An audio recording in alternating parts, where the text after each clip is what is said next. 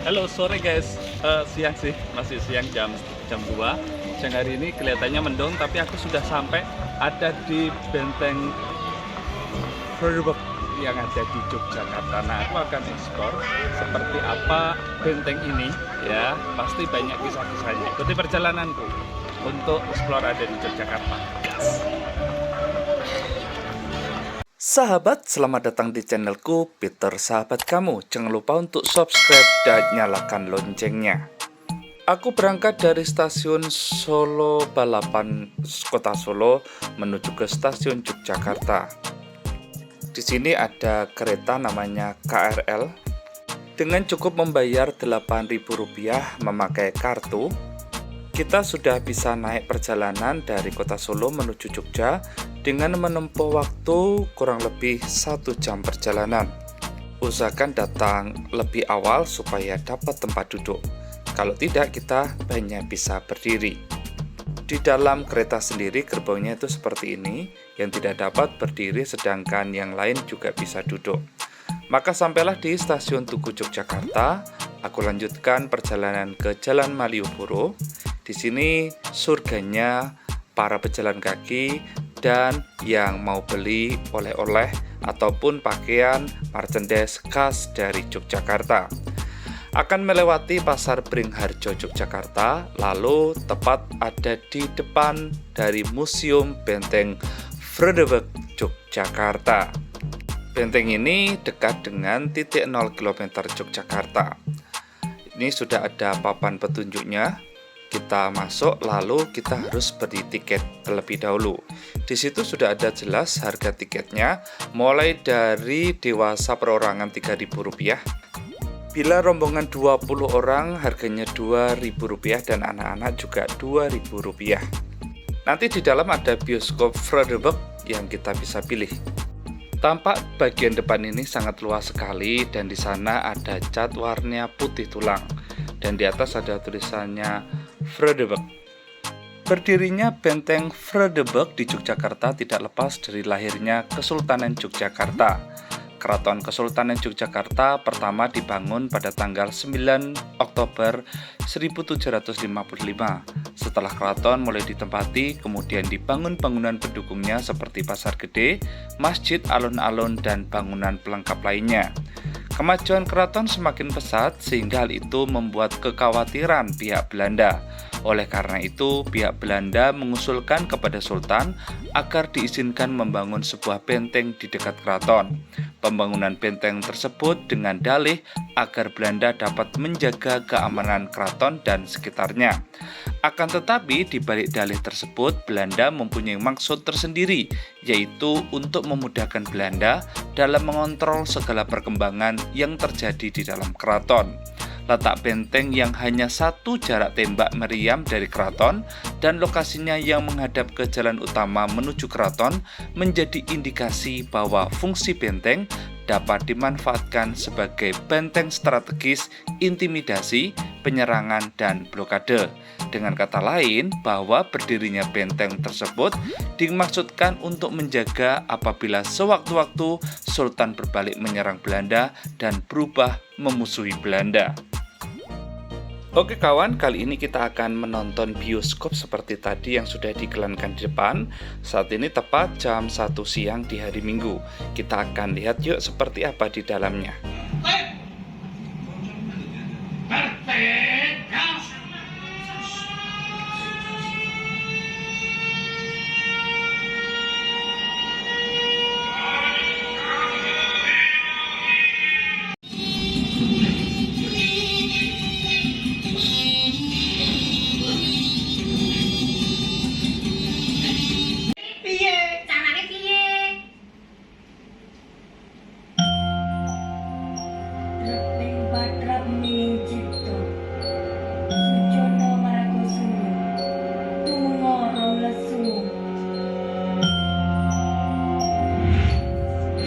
Toyo ingkang sampun panjenengan monopoli. Maksudipun mendhet. Dadi kowe ora arep tuku banyu. Kula boten criyos yen badhe tumbas. Kula criyos yen badhe mendhet toyo. Kurang ajar. Kurang ajar wani-wani ngomong kowe.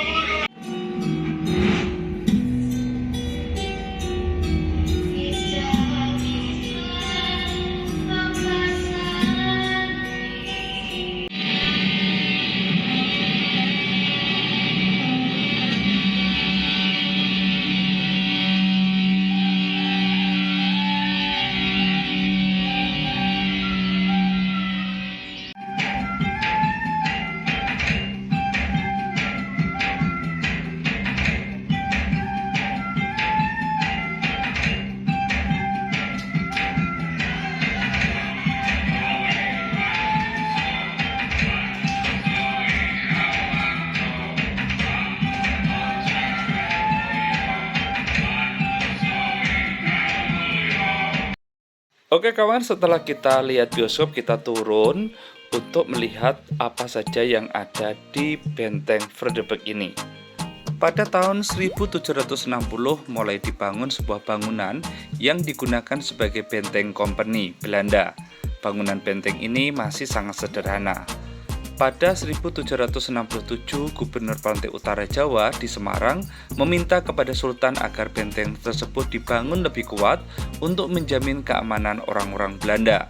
Berkat izin Sri Sultan Hamengkubuwono yang pertama, pembangunan benteng selesai pada tahun 1787 dan di bawah pimpinan Gubernur Johannes Syburg diresmikan menjadi benteng company dengan nama Rustenburg, yang artinya tempat istirahat. Benteng Rustenburg mengalami perkembangan yang cukup besar. Pada tahun 1867 di Yogyakarta mengalami gempa bumi sehingga benteng memerlukan perbaikan. Setelah pemugaran selesai oleh Daendels, nama benteng Rustenburg diubah menjadi benteng Vredenburg yang artinya perdamaian. Oke kawan, aku berjalan terus ke utara dan di sini itu ada paving yang menjadi jalan perempatan, dan di antara perempatannya itu ada lapangan yang rumputnya hijau dan bisa diduduki. Ini menjadi spot foto yang bagus. Tetapi aku penasaran dengan tebalnya dari tembok benteng itu sendiri. Yaitu selalu menjadi penasaran aku sih. Akhirnya aku naik dan ternyata memang lebar benar. Selain memang sebagai tembok, juga sebagai berdirinya para pasukan. Daerah istimewa Yogyakarta tidak bisa dilepaskan dengan benteng Vredenburg. Karena memang benteng ini itu menjadi tempat bagaimana menjadi sebuah perhimpunan yang dari Belanda sendiri itu adakan ya. Dan ini di mana aku berdiri, ini menjadi tembok besarnya. Dan dari sini pun menjadi sebuah pertahanan untuk bisa melihat bagaimana keadaan di luar dan bagaimana keadaan di dalam.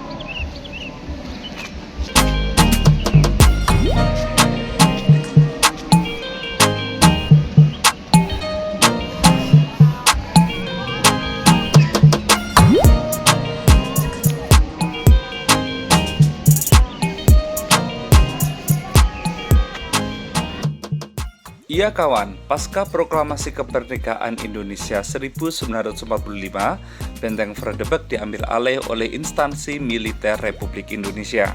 Namun ketika terjadi agresi militer Belanda II pada 19 Desember 48, benteng ini dikuasai oleh pasukan Belanda lagi pada tahun 1948 sampai 1949. Di setiap sudut-sudut ornamen ini banyak diceritakan kejadian-kejadian secara urut. Belanda menjadikan benteng ini untuk markas tentara 4J, yaitu Dinas Rahasia Belanda. Di samping itu, benteng ini juga digunakan sebagai markas batalion pasukan dan menyimpan perbekalan berbagai peralatan dapur. Oleh karena itu, peristiwa serangan umum 1 Maret 1949 pasukan TNI menjadi benteng ini sebagai salah satu serangan untuk dapat menaklukkan pasukan Belanda. 29 Juni 1949, setelah mundurnya pasukan Belanda dari Yogyakarta, maka pengelolaan benteng Vredenburg dipegang oleh APRI, Angkatan Perang Republik Indonesia.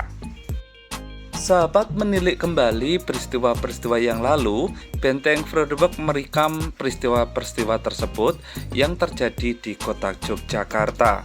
Di dalam museum ini kita bisa melihat bagaimana masa penguasaan Inggris pada 1811 sampai 1816. Benteng ini dikuasai oleh pemerintah Inggris di bawah penguasaan John Cranfield atas perintah Gubernur Jenderal Thomas Stamford Raffles.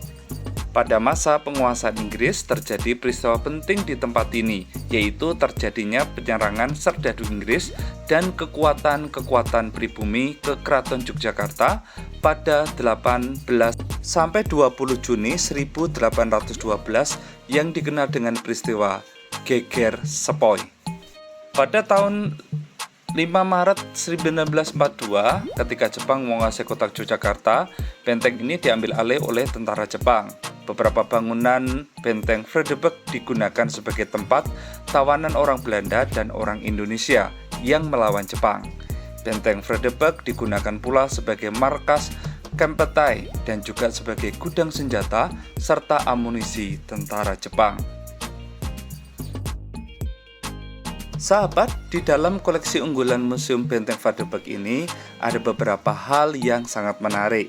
Di antaranya diorama pelantikan Sudirman sebagai Panglima TNI, minirama Kongres Budi Utomo, mesin ketik Suryo Pranoto, kendil, 3 buah kendil konon ceritanya pernah digunakan sebagai Sudirman ketika tinggal di rumah Ibu Merto Prawiro, dokumen Sutomo, berisi daftar alamat kantor kementerian ketika Yogyakarta menjadi ibu kota Republik Indonesia, dan yang terakhir bangku militer akademik. Bangku sekolah ini dahulu dipakai oleh para siswa MA militer akademik pada tahun 1945 sampai 1950. Gedung sekolah ini sekarang menjadi SMA Pokri 1 Yogyakarta. Sahabat, kalau kita lihat bangunan dari benteng Vredenburg ini dibangun sebagai pusat pemerintahan dan pertahanan residen Belanda kala itu, dengan dikelilingi oleh sebuah parit atau jagan yang sebagian bekas-bekasnya telah direkonstruksi dan dapat dilihat hingga sekarang. Benteng berbentuk persegi ini mempunyai bastion atau menara pantau di keempat sudutnya. Sampai sekarang ini, tugas dan pokok dan fungsi benteng ini yaitu sebagai museum, khusus merupakan unit pelaksana teknis yang berkedudukan di lingkungan Kementerian dan Kebudayaan Deputi Bidang Sejarah dan Purbakala yang bertugas melaksanakan pengumpulan, perawatan, pengawetan, penelitian, penyajian, penerbitan hasil penelitian, dan memberikan bimbingan edukasi kultural mengenai benda dan sejarah perjuangan bangsa Indonesia di wilayah Yogyakarta. Museum memang selalu identik dengan pelajaran sejarah ya guys. Tetapi di sini kita bukan hanya sekedar mengingat masa lalu, tetapi kita juga bisa menjadikan masa lalu menjadi cermin bahwa masa lalu memberikan semangat untuk masa depan yang jauh lebih baik lagi. Para pahlawan yang sudah berjuang, dan kita bisa lihat di museum ini, semangat itu juga yang harus mengalir dalam diri kita untuk berjuang bagi kebesaran dan kejayaan Indonesia. Kalau tidak kita, siapa lagi generasi berikutnya? Kalau tidak sekarang, kapan lagi?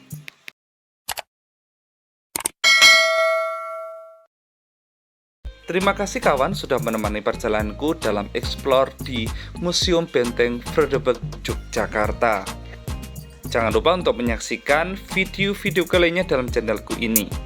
Aku ucapkan terima kasih banyak dan sampai jumpa.